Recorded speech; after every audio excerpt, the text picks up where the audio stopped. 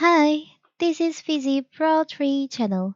In today's video, I will show you how to pin a folder to quick access. Before we get started, don't forget to subscribe and turn on the notification to keep you updated about this channel. So let's go. In the Windows 10 and 11, you have the option of pinning folder under quick access on the left hand pane in File Explorer. So how to do it if you want to add folder, the most important folder to your quick access? It's very simple. First of course, we have to open our File Explorer. From here, you can just choose on the folder that you want to add or pin to your quick access.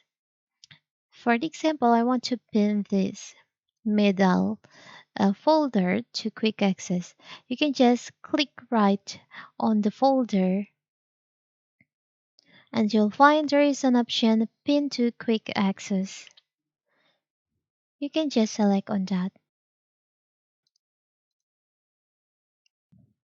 So now here's your folder on your quick access. So now you can easily access that folder on your quick access on File Explorer. And if you want to unpin or remove that folder, you can just click right on the folder on your quick access and you can just unpin. It's very simple, right? So that is how to pin a folder to quick access. Don't forget to like and subscribe and turn on the notification to keep you updated about this channel.